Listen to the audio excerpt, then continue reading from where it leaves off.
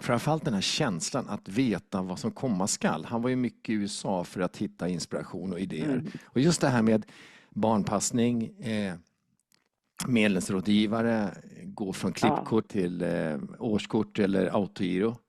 Det Mm. var ingen som någonsin tänkte på det då.